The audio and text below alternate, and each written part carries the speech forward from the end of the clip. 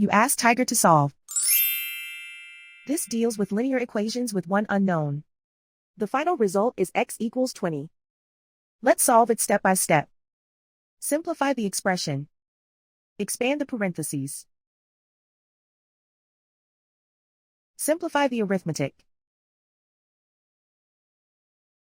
Group like terms. Simplify the arithmetic. Group all constants on the right side of the equation. Add 10 to both sides. Simplify the arithmetic.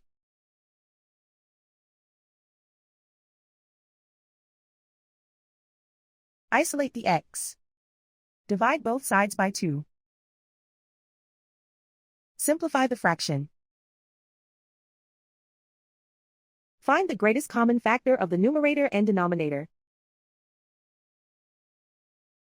Factor out and cancel the greatest common factor.